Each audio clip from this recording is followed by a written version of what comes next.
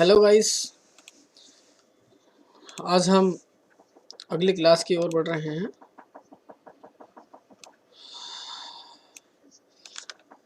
और हमारी चौथी क्लास है एक्सेल की। तो आज चौथी क्लास का कौन सा टैग है ये आप देखेंगे। अच्छा, एक बात और बता दूँ आपको कि जो लास्ट क्लासेस 3 हुई हैं उनमें जहाँ भी कुछ समझ में नहीं आ रहा हो तो आप मुझे कमेंट्स कर सकते हैं, ठीक है। कमेंट्स करेंगे तभी मैं देखकर आपको रिप्लाई करूँगा कि क्या प्रॉब्लम हो रही है आपको या क्या नहीं हो रही है। चलिए आगे का आज का देखते हैं। हमारा last clipboard and font option मैंने आपको दोनों बता दिए थे इन थर्ड क्लास में। तीसरी क्लास जो हुई थी हमारी, उस क्लास में मैंने आपको ये क्लिपबोर्ड वाला ऑप्शन जो होम का क्लिपबोर्ड है और ये फॉन्ट वाला ऑप्शन है, ये दोनों मैंने आपको बता दिए थे। आज हम अलाइनमेंट शुरू कर रहे हैं। अलाइनमेंट या नंबर या स्टाइल तक देखते हैं, जहाँ तक भी पहुँच पाते हैं, क्योंकि ज़्यादा बड़ी क्लास करना ठीक नहीं होता है। कुछ स्टूडेंट्स कमेंट्स कर रहे थे कि हम बोर हो जाते हैं एक्सेप्टर ने क्या क्या अलग अलग तरीके से। बहरहाल मैं चाहता हूँ कि आप जितना भी देखें समझ में आ जाए बस, ठीक है। चलिए हम अलाइनमेंट शुरू करते हैं। इसमें मैंने कुछ टाइप कर देना है। पहले मैं यहाँ पर नेम डाल देता हूँ, नेम, और नेम डालने के बाद यहाँ पर मैं किसी का नाम डाल देता हूँ राहुल एंड तहसील, और यहाँ पर डाल देता हूँ मैं मुरादाबाद, ठीक है। यहाँ पर डाल देता हूँ रामपुर, यहाँ पर डाल देता हूँ मैं एड्रेस एंड यहाँ पे डाल देता हूँ मैं कॉन्टेक्ट नंबर।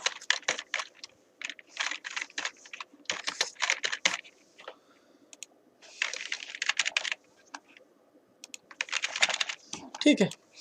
अब आप ये देखें कि मैंने जो ये टेबल टाइप करी है, इसमें देखो यहाँ पर कुछ दिखने को दिख रहा है। यहाँ पे हमें अलग अलग तरीके के यहाँ पर अलाइनमेंट में ऑप्शन शो हो रहे हैं। तो जैसे कि मैं पहले ऑप्शन की बात करूँ, टॉप अलाइन जिसको बोल रहे हैं, टॉप अलाइन का काम क्या है। अगर मैं इस पर क्लिक करूँ इस तरह से तो कुछ फर्क नहीं पड़ रहा इस पर। क्यों? क्योंकि इसे कुछ स्पेस और चाहिए, जिससे कि अपने मूवमेंट के लिए कुछ जो कार्य करना चाहता है उसे कुछ जगह चाहिए, वो उस जगह नहीं मिल रही है। तो हम क्या करते हैं, यहाँ से इसको बड़ा कर लेते हैं इस तरह से। अब देखो मैंने उस पर क्लिक कर दिया था तो ये ऊपर टंगा रह गया है। जैसे कि मैं दोबारा से कंट्रोल Z कर लेता हूँ, इसको मैं हटा ही देता हूँ और मैं फिर से इसको बड़ा कर लेता हूँ, ठीक है। अब इस वैसे नॉर्मल है। अब मैं क्या करता हूँ, इस पर क्लिक करके मैं इस पर क्लिक कर देता हूँ, तो ये क्या होगा, ऊपर चला जाएगा। क्यों? ये टॉप पे चला गया है, क्योंकि ये वाला जो टैग है हमारा टॉप पे ले जाने के लिए है और ये बीच में रखने के लिए है, ये नीचे ले जाने के लिए। ये तीनों ऑप्शन हमारे इस तरह से काम करते हैं उस एड्रेस को ले जाने के लिए। जो भी हमने इसमें टेक्स्ट दिया है उसे हम कहाँ रखना, किस पोजीशन में रखना चाहते हैं, हम यहाँ से उसको रख सकते हैं। उसके बाद यहाँ से अब बात आती है इस अलाइनमेंट की कि ये क्या है, लेफ्ट सेंटर राइट। तो हमने इसको अगर मैंने राइट कर दिया तो देखो ये राइट में आ रहा है, सेंटर कर दिया सेंटर में आ रहा है। वैसे ही जिसको हम जहाँ रखना चाहते हैं, जिस कंडीशन में, वहाँ पर हम इसे अप्लाई कर सकते हैं। तो मैं यहाँ पर इसे नॉर्मल यही रहने देता हूँ। उसके बाद अगला ऑप्शन आता है हमारा, इसको मैं सबको सिलेक्ट कर लेता हूँ और मैं यहाँ पर बात करता हूँ। अगर मैं इस पर क्लिक करता हूँ तो यहाँ पर इस टेक्स्ट को किस फॉर्मेट में रखना है, यहाँ से ये अलग अलग तरीके के फॉर्मेट शो हो रहे हैं। तो मैंने क्या करना है, इस पर क्लिक कर देना है। तो देखो ये इस तरह से फॉर्मेट हो जाएगा। जिस तरह से भी यहाँ पर रखना चाहते हैं ये उस तरह से चेंज हो जाएंगे। हम उस वाले जो हमने टाइप किया डेटा को अपने, उस हिसाब से हम देख रहे हैं यहाँ पर कि जो हम चाह रहे हैं वैसे ही चेंज हो रहा है अलग अलग तरीके से, ठीक है। अब मैं इसको नॉर्मल रखना करना चाहूँ तो ये नॉर्मल यहाँ से नहीं होता है।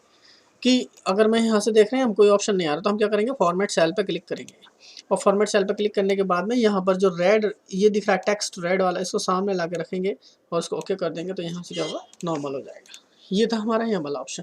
अगर कुछ भी दिक्कत आए तो मुझे कमेंट करें, मैं 100% उसको दोबारा बता दूंगा।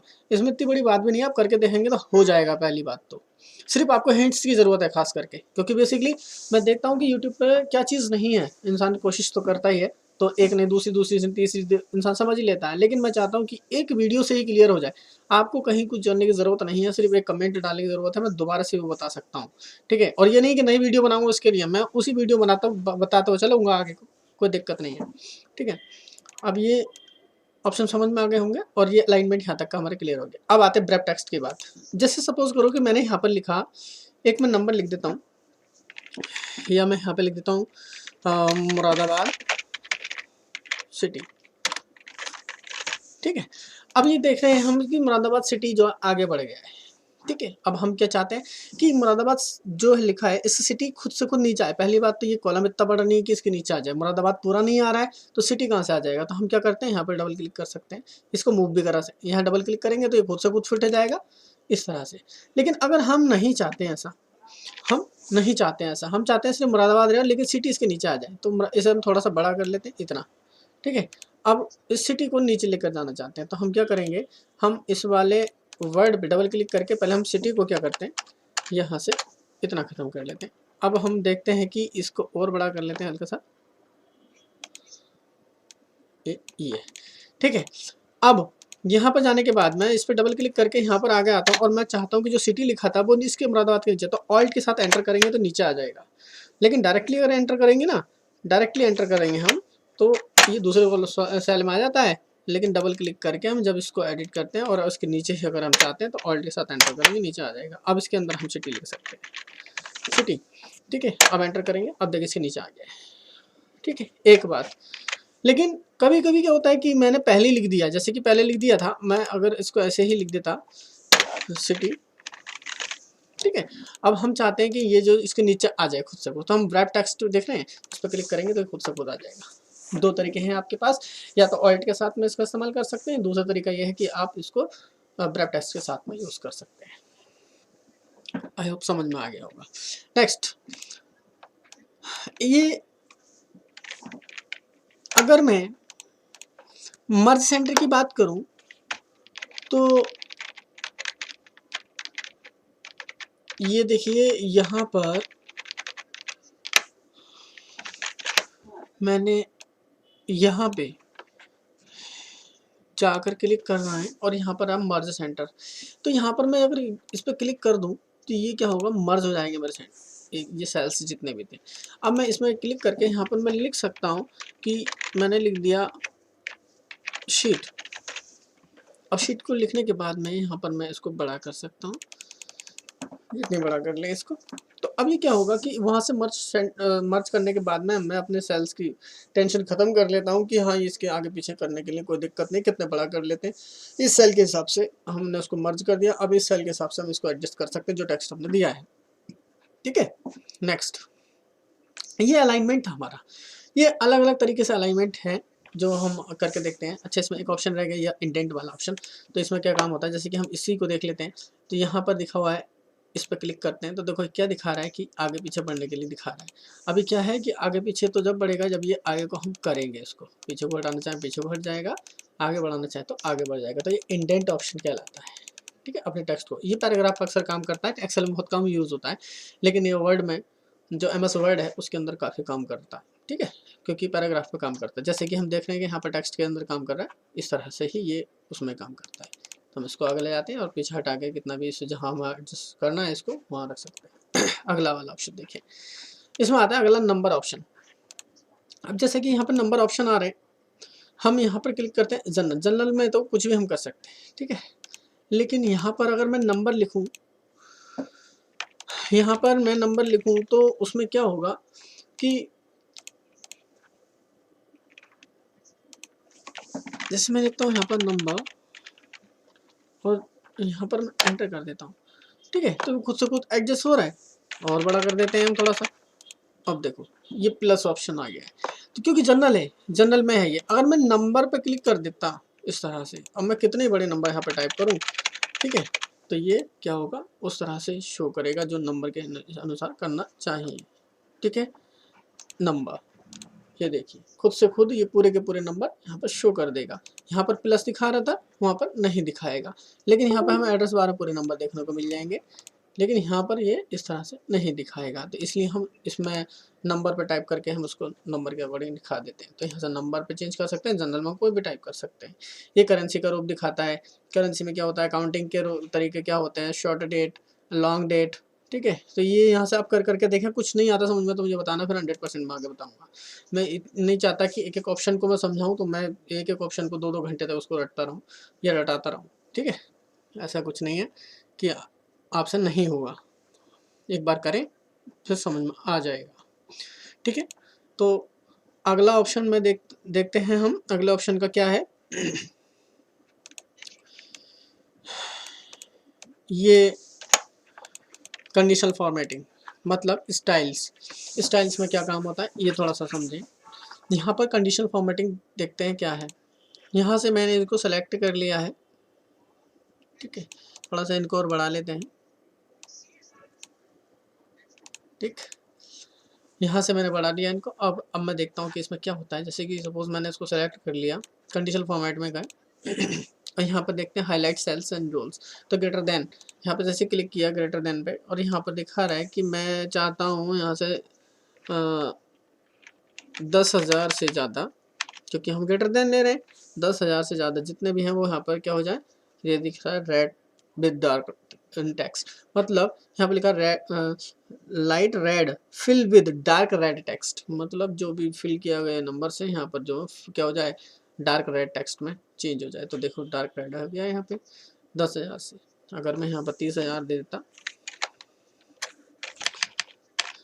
30,000, तो 30,000 में सिर्फ 30,000 में ऊपर वाला बच रहा है नंबर, बाकी सबके सब 30,000 से ऊपर के हैं। तो इसने क्या कर दिया, सबको उनको भी डार्क रेड कर दिया।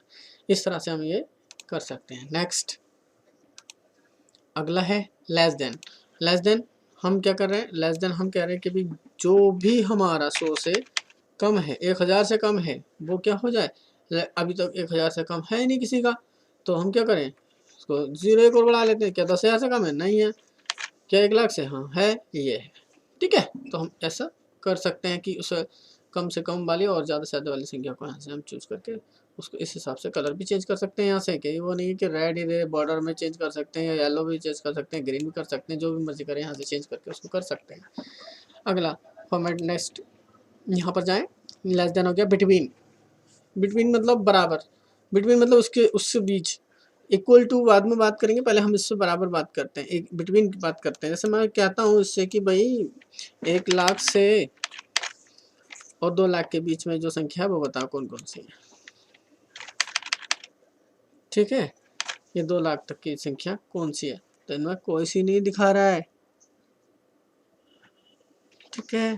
कोई सी नहीं दिखा रहा है कि 1 लाख से 2 लाख के बीच। तो मैं कह रहा हूँ 1 लाख से 1 लाख से 20,000 तक की कौन सी संख्या है, यहाँ पर दिखा देता है, या फिर उससे कम वाली। ओके कर देंगे, यहाँ पर ये आ जाएगी। नेक्स्ट इसमें कुछ और ऑप्शन भी हैं, इक्वल टू है।